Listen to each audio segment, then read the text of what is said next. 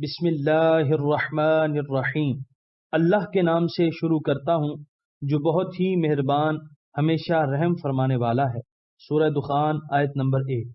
حامیم، ترجمہ حامیم۔ سورہ دخان آیت نمبر 1 کی تفسیر۔ یہ بھی حروف مقطعات میں سے ہیں، ان کی وضاحت پہلے گزر چکی ہے۔ بعض علماء نے فرمایا حیٌ اور میم قیوم کی طرف اشارہ ہے۔ سورہ دخان آیت نمبر 2۔ والکتاب المبین، ترجمہ حق کو واضح کرنے والی کتاب کی قسم۔ سورہ دخان آیت نمبر 2 کی تفسیر۔ اس کی وضاحت بھی سورہ زخرف میں گزر چکی ہے۔ سورہ دخان آیت نمبر 3۔ انا انزلناہ فی لیلۃ مبارکۃ انا کنا منذرین، ترجمہ بے شک ہم نے اتارا ہے اسے ایک بابرکت رات میں، ہماری یہ شان ہے کہ ہم بر وقت خبردار کر دیا کرتے ہیں۔ سورہ دخان آیت نمبر 3 کی تفسیر۔ یہ مقسم علیہ ہے، یعنی ہمیں اس کتاب مبین کی قسم، اس کتاب کو ہم نے ہی نازل فرمایا ہے، نہ یہ انسانوں اور جنوں میں سے کسی فرد واحد کی تصنیف ہے اور نہ دانشوروں کے کسی بورڈ نے باہمی مشوروں سے اس کا مسودہ تیار کیا ہے، یعنی ہم نے ہی اس کو نازل کیا ہے اور بڑی خیر و برکت والی رات میں اس کو نازل کیا ہے۔ وہ کون سی رات تھی؟ علماء کے اس میں 2 قول ہیں۔ حضرت ابن عباس، قتادہ اور اکثر مفسرین کی رائے یہ ہے کہ وہ لیلۃ القدر تھی، کیونکہ سورہ قدر میں اس کی وضاحت کر دی گئی ہے، انا انزلناہ فی لیلۃ القدر۔ اور اکرمہ اور ایک جماعت کا خیال ہے کہ یہ 15 شعبان کی رات تھی، لیکن صحیح پہلا قول ہے۔ ویسے نصف شعبان کی رات بھی بڑی برکتوں والی رات ہے۔ اس کی فضیلت میں متعدد احادیث مروی ہیں، ان میں سے ایک حدیث سیدنا علی کرم اللہ وجہہ سے مروی ہے۔ آپ نے فرمایا، نبی کریم علیہ الصلوۃ والسلام نے ارشاد فرمایا کہ جب شعبان کی 15ویں رات ہو تو رات کو جاگا کرو اور اس کے دن میں روزہ رکھو۔ جب سورج غروب ہوتا ہے اس وقت سے اللہ تعالیٰ اپنی شان کے مطابق آسمان دنیا پر نزول فرماتا ہے اور اعلان کرتا ہے کہ ہے کوئی مغفرت طلب کرنے والا تاکہ میں اس کو بخش دوں، ہے کوئی رزق طلب کرنے والا تاکہ میں اس کو رزق دوں، ہے کوئی مصیبت زدہ تاکہ میں اس کو اس سے نجات دوں۔ یہ اعلان طلوع فجر تک ہوتا رہتا ہے۔ دوسری حدیث ام المومنین حضرت عائشہ صدیقہ رضی اللہ عنہا سے مروی ہے، کہتی ہیں کہ ایک رات میں نے حضور صلی اللہ علیہ وآلہ وسلم کو اپنے بستر پر نہ پایا تو میں حضور صلی اللہ علیہ وآلہ وسلم کی تلاش میں نکلی۔ میں نے حضور صلی اللہ علیہ وآلہ وسلم کو جنت البقیع میں پایا کہ آسمان کی طرف حضور صلی اللہ علیہ وآلہ وسلم نے سر اٹھایا ہوا تھا۔ مجھے دیکھ کر حضور نے فرمایا، اللہ تعالیٰ نصف شعبان کی رات کو آسمان دنیا پر جلوہ گر ہوتا ہے اور قبیلہ کلب کی بکریوں کے جس قدر بال ہیں اتنے ہی لوگوں کو اللہ تعالیٰ بخش دیتا ہے۔ علماء کرام نے اس آیت کے ضمن میں یہ بحث بھی کی ہے کہ بعض اوقات اور مقامات کو ذاتی لحاظ سے دوسروں پر فضیلت ہے یا نہیں۔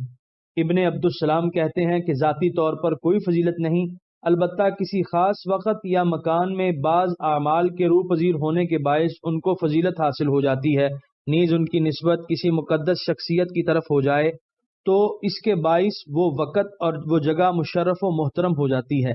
اس مقام پر علامہ آلوسی لکھتے ہیں، یعنی وہ جگہ جہاں حضور صلی اللہ علیہ وآلہ وسلم استراحت فرما ہے وہ زمین و آسمان کے تمام مقامات سے افضل ہے، یہاں تک کہا گیا ہے اور میرا مذہب بھی یہی ہے کہ وہ جگہ عرش سے بھی افضل ہے۔ اصحاب طریقت و معرفت فرماتے ہیں، یعنی وہ رات برکت اور منزلت کے اعتبار سے بہت بڑی ہے جب بندہ اللہ تعالیٰ کی جناب میں دل سے حاضر ہوتا ہے، اپنے رب کی تجلیات کا مشاہدہ کرتا ہے اور نور وصال سے لذت حاصل کرتا ہے۔ سورہ دخان آیت نمبر 3 کے بقیہ حصے کی تفسیر۔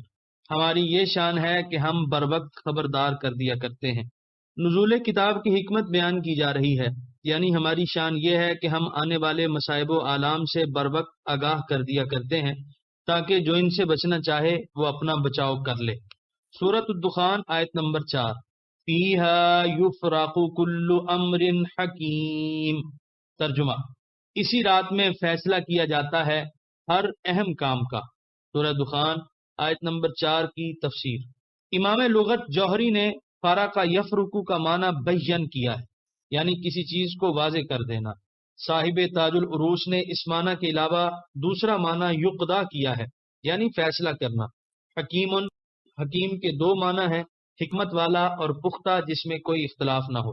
بتایا جا رہا ہے کہ اس بابرکت رات میں وہ ملائکہ جو عالم تکوین میں مختلف فرائض کی انجام دہی کے لیے متعین ہیں، سال بھر کے لیے ان کو ان کے متعلقہ فرائض کے بارے میں تفصیل سے بتایا جاتا ہے، اور اگر یفرقو بمانا یقدا ہو تو مطلب یہ ہوگا کہ اللہ تعالیٰ آنے والے امور کے متعلق اپنا فیصلہ صادر فرماتا ہے۔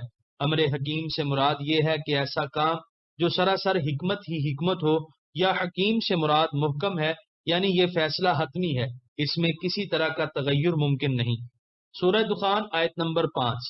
امرم من عندنا انا کننا مرسلین۔ ترجمہ: ہر حکم ہماری جناب سے صادر ہوتا ہے، ہم ہی کتاب اور رسول بھیجنے والے ہیں۔ سورہ دخان آیت نمبر 5 کی تفسیر: یعنی یہ فیصلے میری بارگاہ اقدس و جلالت سے صادر ہوتے ہیں، اور جو فیصلہ ہماری بارگاہ سے صادر ہوگا یقیناً وہ خیر و برکت کا حامل ہوگا، عدل و احسان کا آئینہ دار ہوگا۔ اس مبارک رات میں جو فیصلے کیے جاتے ہیں ان کی عظمت شان کے اظہار کے لیے امرم من عندنا کے الفاظ ذکر کیے گئے۔ امام رازی نے امرن کے منسوب ہونے کی دو وجہیں ذکر فرمائی ہیں کہ مخصوص ہونے کی وجہ سے یہ منسوب ہوا، یا یہ حال ہے، اس کا ذوالحال انزلناہ کی ضمیر فاعل ہوگی یا ضمیر مفعول۔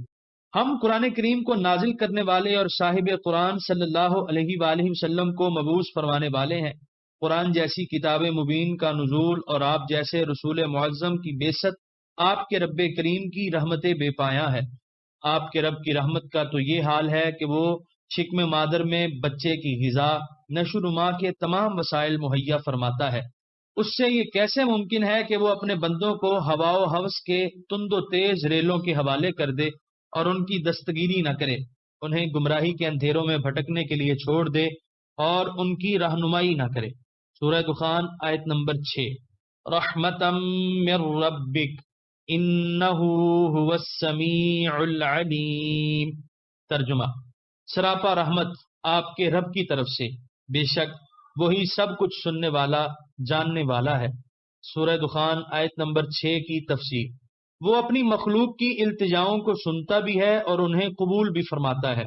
وہ اپنی مخلوق کی ہر طرح کی ضروریات سے باخبر ہے اور ان کے دلوں کے احساسات و حالات کو بخوبی جانتا ہے۔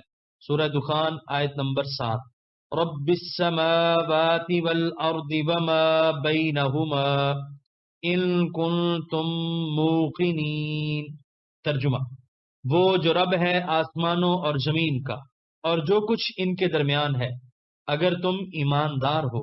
سورہ دخان آیت نمبر 7 کی تفسیر: اس آیت سے جہاں اللہ تعالیٰ کی ربوبیت عامہ کا پتہ چلتا ہے، جس کی وسعتیں بلندیوں اور پستیوں کو اپنے دامن میں سمیٹے ہوئے ہیں اور جس کی ذرہ نوازیاں ہر خرد و کلا کا سہارا بنی ہوئی ہیں، وہاں قرآن کی رفعت شان اور جلالت منزلت کا علم بھی حاصل ہوتا ہے۔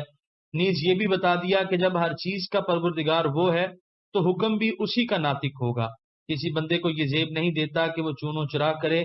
ان کنتم موقنین سے کفار کو متنبع کیا جا رہا ہے کہ زبان سے تو تم بھی اعتراف کرتے ہو کہ زمین و آسمان کا خالق و مالک اللہ تعالیٰ ہے، اگر تمہارے دل بھی اس کو مانتے ہیں تو پھر تمہیں اس کتاب اور صاحب کتاب کی اطاعت میں لیت و لال کرنے کا کوئی حق نہیں۔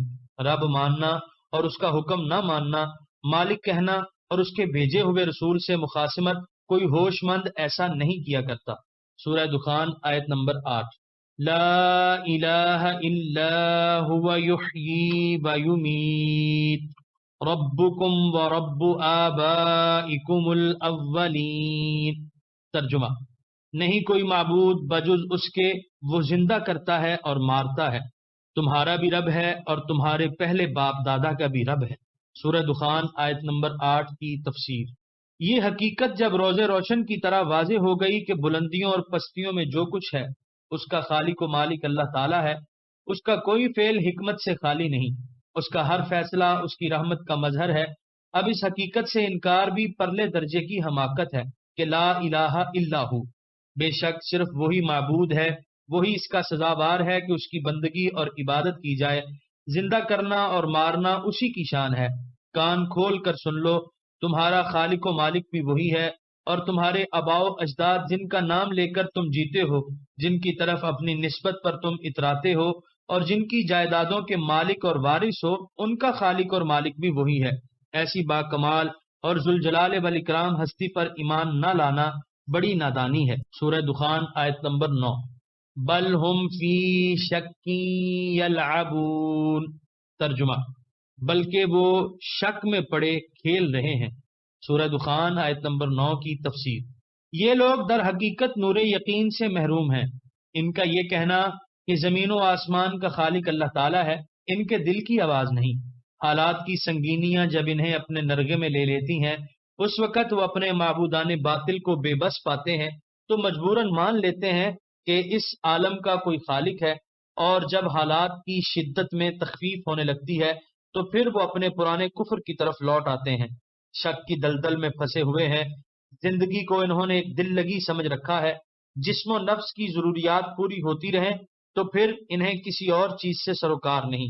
خدا کو ماننا یا نہ ماننا ان کے نزدیک کوئی اتنی اہم بات نہیں۔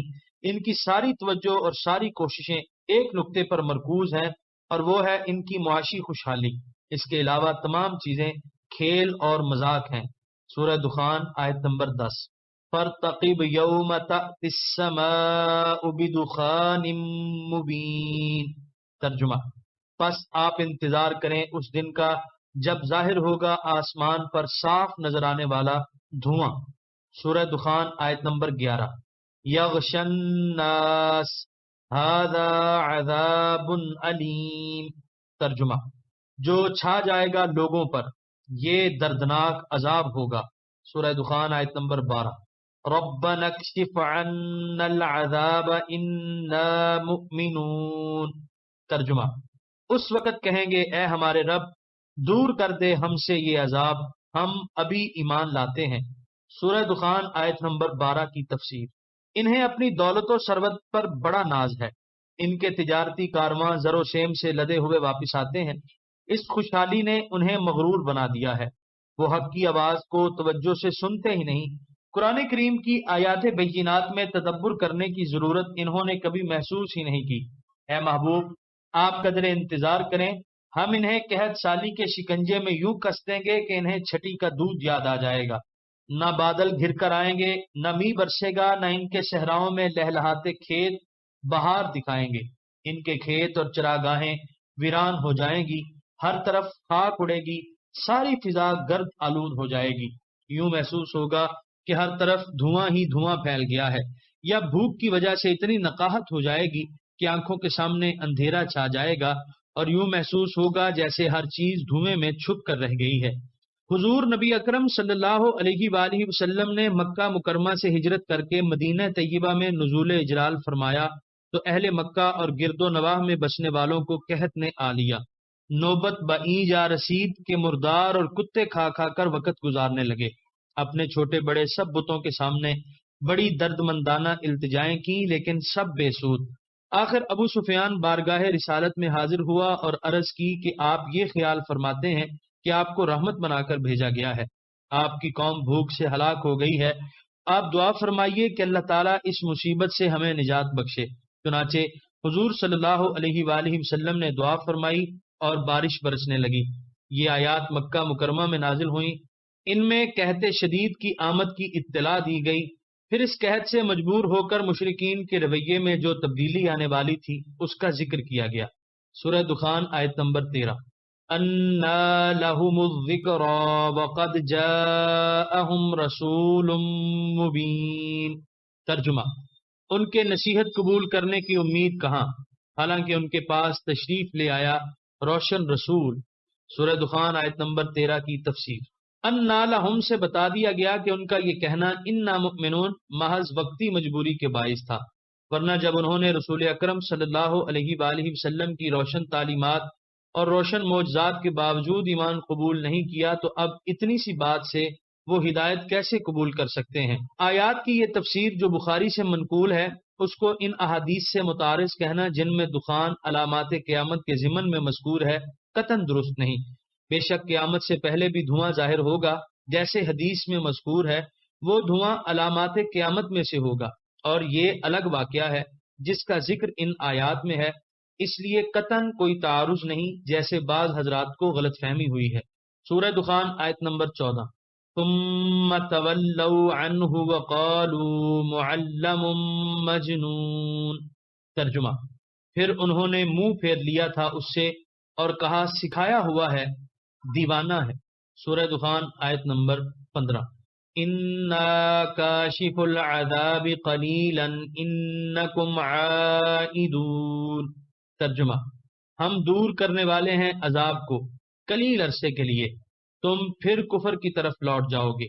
سورہ دخان آیت نمبر 14 اور 15 کی تفسیر۔ جب انہوں نے اللہ تعالیٰ کے رسول کے روشن معجزات اور کمالات دیکھ کر بھی نصیحت قبول نہیں کی اور حضور صلی اللہ علیہ وآلہ وسلم سے منہ موڑ لیا اور بھانت بھانت کی بولیاں بولنے لگے، کوئی کہتا کسی نے اس کو یہ باتیں سکھائی ہیں، کوئی کہتا نہیں دماغ چل گیا ہے، اس لیے ایسی انہونی باتیں کرتا ہے کہ کوئی عقل مند انہیں مان نہیں سکتا، یقیناً انہیں جنون کا مرض لاحق ہو گیا ہے۔ غرض یہ کہ جتنے منہ اتنی باتیں۔ انا کاشفو سے بتا دیا گیا کہ ان سے وہ عذاب ایک عرصے کے لیے ٹال دیا جائے گا، لیکن وہ اپنے کرتوتوں سے باز نہیں آئیں گے۔ سورہ دخان آیت نمبر 16۔ یوم نبطش البطشۃ الکبریٰ انا منتقمون۔ ترجمہ، جس روز ہم انہیں پوری شدت سے پکڑیں گے اس روز ہم ان سے بدلہ لے لیں گے۔ سورہ دخان آیت نمبر 16 کی تفسیر۔ جب ہمارے عذاب کا کوڑا ان کی پیٹھ پر لگا تو بلبلا اٹھے، منتیں کرنے لگے کہ اگر یہ عذاب ایک مرتبہ ٹل گیا تو ہم نافرمانی سے باز آ جائیں گے۔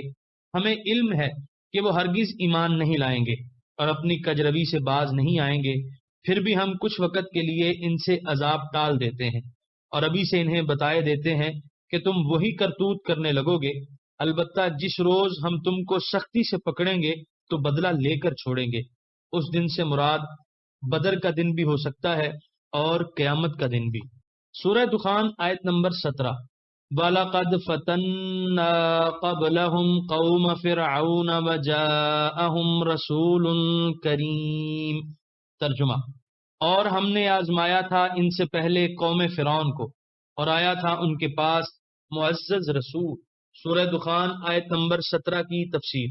مشرکین مکہ کے معاندانہ رویے کے ذکر کے بعد اب فرعون اور اس کی قوم کے حالات بیان کیے جا رہے ہیں تاکہ اہل مکہ فرعونیوں کے حسرتناک انجام سے عبرت حاصل کریں۔ فتنہ کا معنی آزمانا ہے، یہاں ان کی آزمائش کی صورت یہ ہے کہ اللہ تعالیٰ نے ان کی طرف حضرت موسیٰ کو مبعوث فرمایا، جس نے ان کو ان کے باطل عقائد و نظریات پر متنبع کیا، ان کی سیاسی دھاندلیوں پر انہیں ٹوکا، وہ جن اخلاقی پستیوں میں گرے ہوئے تھے ان سے باہر نکلنے کی انہیں دعوت دی، اپنی صداقت کو عیاں کرنے کے لیے بڑے بڑے معجزات دکھائے۔ اس کے باوجود وہ لوگ اپنی مصلحتوں اور معاشی مفادات کے باعث حق کو قبول کرنے پر آمادہ نہ ہوئے، یہی ان کی آزمائش تھی۔ رسول کریم، وہ رسول بارگاہ رب العزت میں جس کی بڑی قدر و منزلت ہے، نیز اپنے اخلاق حسنہ اور اطوار جمیلہ کے باعث لوگوں کی نگاہ میں بڑی عزت و احترام سے دیکھا جاتا ہے۔ سورہ دخان آیت نمبر 18۔ ان ادو الی عباد اللہ انی لکم رسول امین۔ ترجمہ، اس نے فرمایا تھا کہ میرے حوالے کر دو اللہ کے بندوں کو، میں تمہارے لیے معتبر رسول ہوں۔ سورہ دخان آیت نمبر 18 کی تفسیر۔ فرعون اور اس کی قوم قبطی تھے، بنی اسرائیل کا اصل وطن کنعان تھا۔ حضرت یوسف علیہ السلام کے عہد میں یہ کنعان سے ترک سکونت کر کے مصر میں آ کر آباد ہو گئے تھے۔ یہاں رہتے انہیں صدیاں بیت گئیں۔ اپنی خداداد صلاحیتوں، محنت و جفاکشی کے باعث انہوں نے مصر میں اپنا مقام پیدا کر لیا۔ ان کی خوشحالی کے باعث مصری ان سے حسد کرنے لگے۔ قبطیوں نے قومی عصبیت کے جذبے کو ہوا دے کر ان کے خلاف ایک مستحکم محاذ قائم کر لیا۔ حکومت کو بھی ان کے خلاف اکسایا جانے لگا، ان پر حکومت کا تختہ الٹنے کی سازشوں کا بھی الزام لگایا جانے لگا، یہاں تک کہ بنی اسرائیل کو مصر کی شہریت کے حقوق سے محروم کر کے غلامانہ زندگی بسر کرنے پر مجبور کر دیا گیا۔ ان پر طرح طرح کے مظالم توڑے جانے لگے، بات بات پر انہیں سزائیں دی جاتی، ان سے جسمانی مشقت کے ایسے کام لیے جاتے جن سے حیوانات بھی پناہ مانگتے۔ ان کے مرد قبطیوں کے کھیتوں میں کام کرتے ان کے مکانات تعمیر کرتے، ان کی نجی خدمت انجام دیتے۔ ان کی عورتیں باندیوں کی مانند ان کے گھروں میں صبح سے شام تک گھریلو کاموں میں جٹی رہتی۔ ان کے بچوں کا قتل عام کیا جاتا، غرض یہ کہ کوئی ایسی ذلت نہ تھی جس سے وہ دو چار نہ ہوں۔ اللہ تعالیٰ نے ان مظلوموں کی فریاد سنی اور انہی میں سے حضرت موسیٰ علیہ السلام کو شرف رسالت سے مشرف کر کے فرعون کی طرف بھیجا تاکہ آپ اس کو توحید کی دعوت بھی دیں اور ان سے بنی اسرائیل کو آزاد کرنے کا مطالبہ بھی کریں۔ آپ نے بھرے دربار میں جا کر کہا کہ بنی اسرائیل اللہ تعالیٰ کے بندے ہیں جن کو تم نے مدت سے اپنا غلام بنا رکھا ہے اور ان کا استحصال کر رہے ہو اور ان کو ہر قسم کے بنیادی حقوق سے محروم کر رکھا ہے۔ اب تم اس سے باز آ جاؤ اور ان کو میرے حوالے کر دو، اور ساتھ ہی یہ بھی بتا دیا کہ مجھے رب العالمین نے تمہاری طرف بھیجا ہے اور میں ایسا رسول ہوں جو خدا کے نزدیک بھی معتبر ہے اور ساری قوم بھی اس پر کامل اعتماد کرتی ہے۔ سورہ دخان آیت نمبر 19۔ وَأَلَّا تَعْلُوا عَلَى اللَّهِ إِنِّي آتِيكُم بِسُلْطَانٍ مُبِينٍ۔ ترجمہ، اور نہ سرکشی کرو اللہ کے مقابلے میں لے آیا ہوں تمہارے پاس اپنی رسالت کی روشن دلیل۔ سورہ دخان آیت نمبر 19 کی تفسیر۔ میرا دوسرا مطالبہ یہ ہے کہ اللہ تعالیٰ کی نافرمانی اور سرکشی سے باز آ جاؤ۔ تمہارے ذہن میں خود خدا بننے کا جو خبط سمایا ہوا ہے اس کو نکال باہر کرو۔ بندوں کو بندگی ہی زیب دیتی ہے۔ بندہ اگر خدا بن بیٹھے گا تو خود بھی برباد ہوگا اور اپنے ماننے والوں کو بھی تباہ کر دے گا۔ میرا یہ دعویٰ رسالت بے دلیل نہیں، میں ایسی مضبوط دلیلیں اور روشن معجزات لے کر تمہارے پاس آیا ہوں کہ ان کا انکار ممکن نہیں۔ سورہ دخان آیت نمبر 20۔ وَإِنِّي عُذْتُ بِرَبِّي وَرَبِّكُمْ أَن تَرْجُمُونِ۔ ترجمہ، اور میں نے پناہ لے لی ہے اپنے رب کی اور تمہارے رب کی کہ تم مجھ پر پتھراؤ کر سکو۔ سورہ دخان آیت نمبر 20 کی تفسیر۔ فرعون اور اس کی قوم موسیٰ علیہ السلام کی جرت اور بے باکی پر سیخ پا ہو گئی اور لگے آپ کو دھمکیاں دینے جیسے ہوش باختہ اہل اقتدار کا شیوہ ہوتا ہے۔ آپ نے ان کی اس برہمی پر نگاہ غلط انداز ڈالی اور فرمایا تم خام خواہ گرم ہو رہے ہو اور جھاگ بہا رہے ہو، تم میرا بال بھی بیکا نہیں کر سکتے۔ تم جانتے ہو کہ مجھے کس قادر و توانا کی پناہ حاصل ہے۔ کان کھول کر سن لو، میں اس کی پناہ میں ہوں جو میرا بھی رب ہے اور تمہارا بھی۔ اگر مجھ پر ہاتھ اٹھایا تو اس کی سزا بھگتنی پڑے گی۔ ترجمون سے مراد پتھر برسانا بھی ہے اور بدکلامی کرنا بھی۔ سورہ دخان آیت نمبر 21۔ وَإِن لَّمْ تُؤْمِنُوا لِي فَاعْتَزِلُونِ۔ ترجمہ، اور اگر تم ایمان لانے کے لیے تیار نہیں تو پھر مجھ سے کنارہ کش ہو جاؤ۔ سورہ دخان آیت نمبر 21 کی تفسیر۔ بہتر تو یہ ہے کہ تم میری بات مان لو اور ایمان لے آؤ، اسی میں تمہارا بھلا ہے اور دارین کی سعادت ہے۔ لیکن اگر تمہاری بد نصیبی تمہیں راہ ہدایت پر گامزن ہونے کی اجازت نہیں دیتی اور تم اپنی بدمستیوں ہی میں مگن رہنا چاہتے ہو تو تمہاری مرضی۔ میں نے نصیحت و فہمائش کا حق ادا کر دیا، البتہ ایک بات سن لو، میرے راستے سے ہٹ جاؤ، مجھ سے کنارہ کش ہو جاؤ، میرے فرض کی ادائیگی میں مزاحم نہ بنو، ورنہ اس کا انجام بڑا دردناک ہوگا۔ فاعتزلون کی تشریح کرتے ہوئے علامہ قرطبی لکھتے ہیں یعنی میرا راستہ چھوڑ دو اور مجھے اذیت پہنچانے سے باز رہو۔ سورہ دخان آیت نمبر 22۔ فَدَعَا رَبَّهُ أَنَّ هَٰؤُلَاءِ قَوْمٌ مُجْرِمُونَ۔ ترجمہ، پس پکارا موسیٰ نے اپنے رب کو، الہی بلا شبہ یہ مجرم لوگ ہیں۔ سورہ دخان آیت نمبر 22 کی تفسیر۔ جب واضح تبلیغ کرتے کرتے عرصہ دراز گزر گیا، بڑے بڑے معجزات دکھائے گئے لیکن وہ متاثر نہ ہوئے، بلکہ آئے دن ان کے ظلم و ستم میں اضافہ ہی ہوتا چلا گیا، تو کلیم نے اپنے رب کریم کے حضور عرض حال کے لیے ہاتھ اٹھائے، الہی میں نے ان کی اصلاح میں کوئی دقیقہ فروگزاشت نہیں کیا، لیکن یہ لوگ جرائم کے خوگر ہو گئے ہیں، یہ باز نہیں آتے، اب تو ہی ان سے سمجھ۔ سورہ دخان آیت نمبر 23۔ فَأَسْرِ بِعِبَادِي لَيْلًا إِنَّكُمْ مُتَّبَعُونَ۔ ترجمہ، حکم ملا لے چلو میرے بندوں کو راتوں رات، تمہارا تعاقب کیا جائے گا۔ سورہ دخان آیت نمبر 23 کی تفسیر۔ حکم ہوا میرے بندوں کو راتوں رات لے کر آپ روانہ ہو جائیں، لیکن یہ خیال رہے کہ فرعونی آپ کا تعاقب کریں گے۔ رات کو سفر کرنے کی دو حکمتیں ہو سکتی ہیں، تاکہ گھر سے نکلتے ہی نہ پکڑ لیے جائیں، یا دن کو گرمی میں سفر دشوار ہوتا ہے، اس لیے ٹھنڈے ٹھنڈے رات کو سفر کریں تاکہ سورج طلوع ہونے سے پہلے اپنی منزل پر پہنچ جائیں۔ سورہ دخان آیت نمبر 24۔ وَاتْرُكِ الْبَحْرَ رَهْوًا إِنَّهُمْ جُندٌ مُغْرَقُونَ۔ ترجمہ: اور رہنے دو سمندر کو تھما ہوا، بے شک وہ ایسا لشکر ہے جو غرق ہو کر رہے گا۔ سورہ دخان آیت نمبر 24 کی تفسیر۔ موسیٰ علیہ السلام جب سمندر سے بخیر و عافیت پار اتر گئے تو آپ نے چاہا کہ عصا مار کر سمندر کو اپنی پہلی حالت پر لوٹا دیں، مبادا فرعون اور اس کا لشکر جو بھاگا چلا آ رہا ہے انہی راستوں سے سمندر کو عبور کر کے ہمیں پکڑ لے۔ حکم ہوا موسیٰ، سمندر کو یوں ہی رہنے دو اور تم فکر نہ کرو، ان میں سے ایک بھی بچ کر نہیں جائے گا، ہم سب کو غرق کر دیں گے۔ علامہ قرطبی کہتے ہیں کہ رہو کا معنی سکون نہیں بلکہ اس کشادہ جگہ کو کہتے ہیں جو دو چیزوں کے درمیان ہوتی ہے۔ سورہ دخان آیت نمبر 25۔ کم تارکو من جنات وعیون۔ ترجمہ: وہ چھوڑ گئے بہت سے باغات اور چشمے۔ سورہ دخان آیت نمبر 26۔ وَزُرُوعٍ وَمَقَامٍ کَرِيمٍ۔ ترجمہ: سرسبز کھیتیاں اور شاندار مقامات۔ سورہ دخان آیت نمبر 27۔ وَنَعْمَةٍ كَانُوا فِيهَا فَاكِهِينَ۔ ترجمہ: اور بہت سارا ساز و سامان جس میں وہ عیش کیا کرتے تھے۔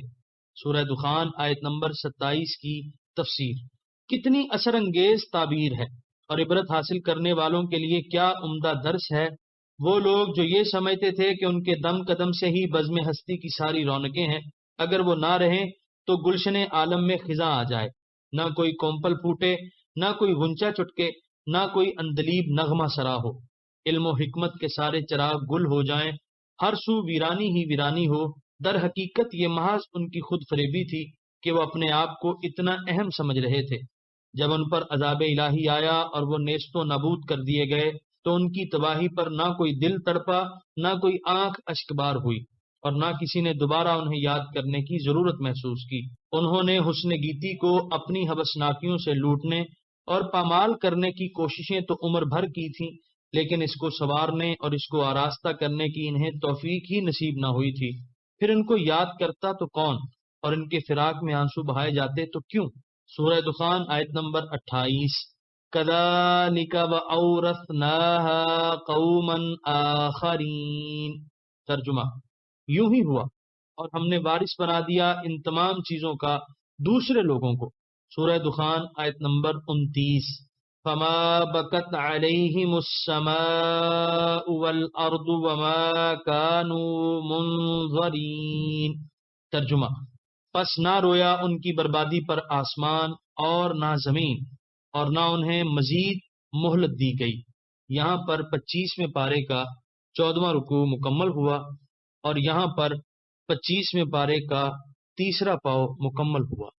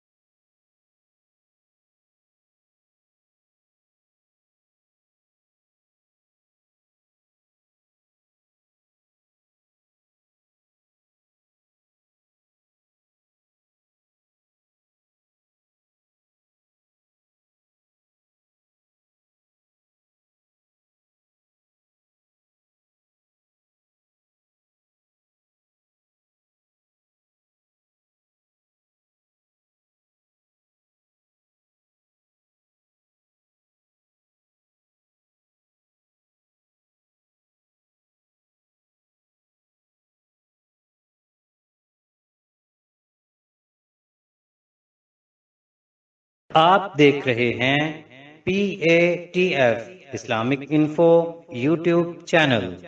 مزید اسلامک ویڈیوز کے لیے ہمارا چینل سبسکرائب کریں۔